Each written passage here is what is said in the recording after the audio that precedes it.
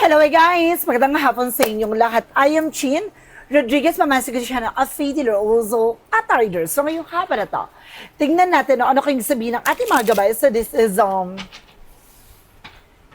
a monthly gabay for the month of August 2026 for the sign of Aquarius. Aquarius, welcome to my channel.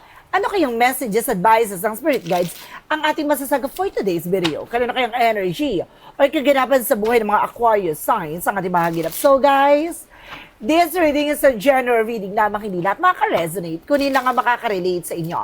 And comment down below kung kaninong energy ang ating nasagap. Because don't forget to like and subscribe my channel.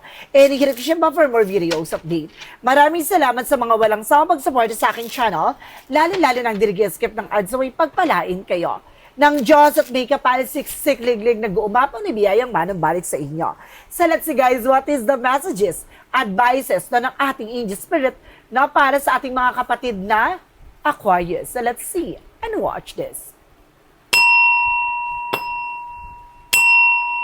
Hagilapin natin at tuklasin natin maaaring masasagap natin sa energy mo. So once again, ito ay pawang gabay lamang na upang magsilbing gabay sa inyo. And of course guys, don't forget to follow and of course to subscribe my channel para updated din sa mga videos every single day. Ganun yun, wag nyo kayo na artihan. Di ba? Just privilege give information. There is a kind of cause, emotional and intelligent. Na pagdating sa emosyon, kailangan mas maging matalino ka. No? Huwag kang padadala ng tensyon. So, kailangan pangalagaan mo at proteksyon mo ang sarili mo, laban sa sarili mo.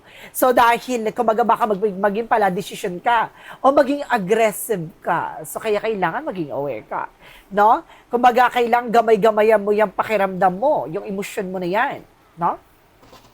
Let's see. Let's give me another information. No? There is something guys with the Ace of Swords with the mental clarity. May mga bagay na parang liliwanag at lilitaw sa'yo dito. No? Maraming bagay na parang papasok sa isip mo. Na ano man yung bagay na dapat mong gawin. No? Ano man yung mga bagay na dapat mong unahin. No? Ano yung mga bagay na dapat mo isalakaran para maging matagumpay ka. Isa sa bagay na yun ay kailangan mong gamayan, no? Ang iyong pakiramdam, yung tensyon. No, dahil baka maging aggressive ka sa mga susunod na eksena, sa susunod na buwan, no? Kumbaga, buwan ng August ay maaaring magiging aggressive ka, kaya kailangan you need to pay attention. Let's see additional messages. Now, there is something, guys, with the Charika for action movement. Magkakaroon ng changes sa development sa situations mo. Ngayong August, no, maraming ganap no, na maaaring mangyari. No, you need something, a decision, no, that you need to make. So, mayroong kang bagay na kailangang buuin, desisyon. Or mayroong pagkilos at paggalaw. Ganun. Let's see. Additional messages. So, there is something with the Five of Cups, something disappointment. Ito yung sinasabi ko na kailangan huwag kayong pala desisyon. Pag-iisipan mabuti dahil there is something regret at disappointment. See? There is a failure. Maaari mag-fail ka. Kaya kailangan, bago ka gagawa ng action, kailangan tignan mo yung disadvantage and advantage ng bawat decision or bawat actions. And there's a Ten of Pentacles. Magkakaroon ka ng long-term success. Pangmatagalang tagumpay. Additional messages. Represent guys with a Ten of Wands, something burden. No? May mga bagay na maaaring nagpapabigat sa situations mo. No? Maaaring may mga obligation, responsibilidad na maaaring pinapasan mo as of now. So, kailangan pag-ingatan mo. No? Dahil meron ditong Ten of Wands, something burden. Let's see, what is the additional messages with the Queen of Cups? The Queen of Cups represents with the Ten of Swords. Ay, sabotage. May babae doon na tumatrader sa inyo. No, na sumasabotahe sa bagay na ginagawa nyo. O ano man yung plano nyo. No, ano man yung bagay na dapat yung ginagawa. Huwag kayo nag-share ng thoughts. No, ng information. Dahil, kumbaga, hindi lahat ng mga tao nakakasalamuhan nyo ay dapat yung pagkatiwalaan. Now, let's see. Now, what is the Ace of Swords? Represent guys with a high fist. There's a hidden agenda. No? There is something, a mystery, na meron ditong bagay na parang nakatago sa situation. No? Magkakaroon daw ng unexpected situation, guys. No, with the Ace of Swords, parang magkakaroon ka ng, kumbaga, thoughts, no? Magkakaroon ka ng knowledge or something, idea. Ganon. No? Kung ano yung nasa likod dito. Ganon. May mystery na parang magkakaroon ka ng hinala, instinct, ganon. Kung ano man yung bagay na to. What is the Chariot for the Wands? No, may paparating daw na celebration. No, there's an homecoming family gathering. So, something, an event. No, meron daw darating na event. No, something, some of you guys, no, kung nasa ibang bansa ka, no, may balak kang umuwi ng bansa, ng Pilipinas, there's a possibility na makauwi ka, gano'n. With the Five of Cups, reference with the King of Cups, there's a devoted, supportive person. No? Meron daw devoted, supportive person dito. With the Five of Cups, something na parang, kumbaga maging makinahon ka, no? Huwag kang magmamadali, ganon. No? Meron daw taong para sa'yo talaga. No? Kung ikaw ay single, kung ikaw naman ay taken, your person is very devoted. No? Walang pag-aalinlangan, walang, kumbaga, kapit-kabigin ba tawag doon? No? Kumbaga talagang hindi siya napipilitan or something, talagang mahal ka niya, no? Or mahal mo siya. Gano, if you were a man, no? If you were a woman, so maaaring mahal na mahal ka na person mo. There's a Three of Pentacles. Now, there's a collaboration. So, kumbaga may mga communications dito with your family, no? Na maaaring mabuo, may plano, ganon. And there's a Temperance, something a perfect timing. So, may mga paalala lang na you need to pay attention. No, there's a multitasking kasi. No, very loaded na, no? Mabigat na ang pinapasan mo, mabigat na yung pinagdadaanan mo, or mabigat na anuman responsibilidad na maaring pasan-pasan mo, kailangan gamay-gamay lang. Now, what is additional messages? With the Queen of Cups, with the Ten of Swords, represents with the Hierophant. Now, meron talagang religious factor, guys. No, meron talagang, nakatawa, there is something religious factor, something na a ritual, no? With the Ten of Swords, sabing sabotage. With the Queen of Cups, emotional, intelligent. Kapag dating dito, parang, kumbaga maging matalino kapag dating sa emotion kasi may tatrader sa'yo dito or may sumasabotage sa'yo dito. There is a mother figure o babae siya, no? There is something palipad hangin, no? There is something curses, ganon. What is the Ace of Swords, the High Priestess? Represent dito ng Wheel of Fortune with a good luck. Now, meron unexpected talaga na maaaring mangyari, talaga destined to happen. With the Page of Pentacles, invest wisely. So, mag-ingat ka sa mga bagay na papasukin mo. May nakikita ko dito kumbaga, multiple opportunities. Now, there's an investment. Five of Cups and the King of Cups. Represent with the Ace of Cups. So, there's a love talaga. At yung sinasabi ko, diba, your person is very devoted. In the Ace of Cups, something love. No? Talagang mahal na mahal nyo ang isa't isa or mahal na mahal ka nitong person mo. No? Kumbaga, maaaring madidisappoint ka dito. Mag-ingat ka lang kasi maaaring madisappoint o maaaring, kumbaga, pagsisihan mo, baka, kumbaga, gumawa ka ng eksena, ganon. Mag-ingat ka, no? Dahil baka pagsisihan mo. Let's see additional messages. So, there's something, guys, with the Seven of Cups, may confusion, may gumugulo talaga sa family mo, no? There's a Three of Pentacles na nakakahalubilot, nakakasalamuhan nyo, no, ng pamilya mo. Ibig sabihin, it's either kapitbahay to or related sa family nyo. Mag-ingat po kayo. What is the Ten of Wands and the Crystal Temperance? Represent with a full card for Leap of Faith. Ito yung sinasabi na huwag kayo magtitiwala ng lubos, no? Pinapaalalahanan kayo dito, no? Kumbaga, gamay-gamay lang kasi may mga tao sa paligid nyo na parang kinukuha yung loob nyo, ganon. For the outcome. For the outcome, there is something, a King of Wands, so there's a vision. Ito yung sinasabi ko, look at the bigger picture. Alam mo yung magiging possibilities, no? Tignan mo yung magiging kalalabasan. What is the hidden intention? Ito yung sinasabi ko kanina, no? Napakiramdaman, gamay-gamayan yung tao na to, no? Meron ba siyang hidden intention, no? Kumbaga, bakit niya sabi ko, there's a devil card. Diba? There's a toxic and negative talaga, the High Priestess.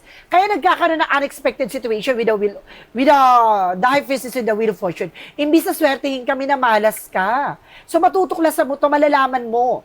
No, itong tao pala na to, ito yung taong parang spy or evil eye. And there's a Four of Pentacles. So see, kailangan nyo proteksyonan yung grounds nyo. And even your territory. No? Ibig sabihin, nakakasalamuha at nakakapasok talaga sa tahanan nyo to. And there's a Seven of Wands, see? Even sa love life, proteksyonan nyo. Ibig sabihin, nakakasalamuhan nyo ng person mo to. Ay, sabotage talaga. May sumasabotage sa inyong relasyon, T. Kuya, sir, madam. And there's something with the Three of Wands. No? There's a travel. There's a waiting for soul with worship. Kung may mga hinihintay kayo, document papers, no, international, local, there's a possibility na dumating na. And this is a Knight of Wands. So there's something perseverance. Magtiyaga na kayo na magpatuloy kayo sa ginagawa nyo. No, continue what you're doing. Huwag kayo magpapadistract. No? Let's see, alamin natin, no? Haginapin natin pagdating sa finances and career, love life at kalusugan. Tuklasin natin at tunghayanan natin, no? Ano maaaring mahagilap, masagap natin pagdating sa finances and career, love life at kalusugan mo.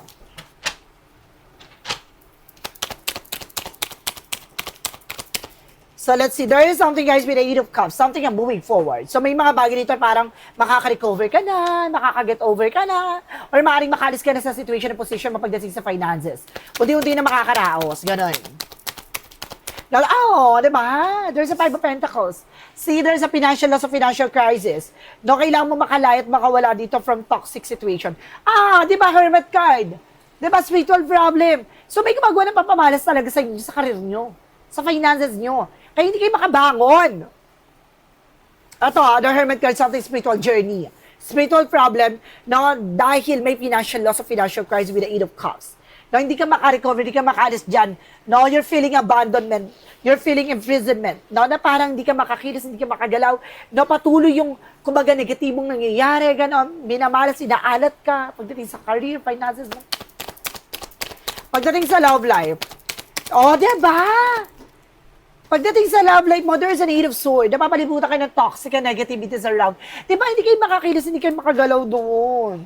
And there's another cause, mag-ingat kayo kasi meron nagbibigay ng pagkain at inumin sa inyo na malapit lang sa inyo talaga.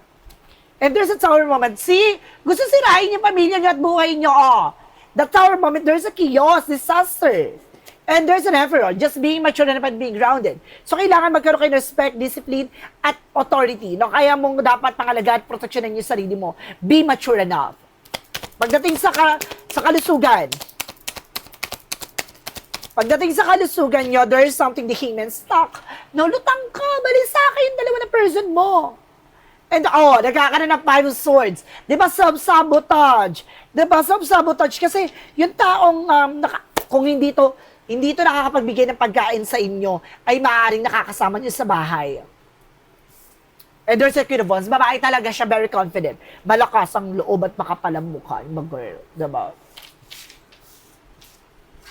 So let's see what is additional messages tayo. With an angel spirit, with a magic of her messages and advices. Nandito na tayo sa ating mga gabay.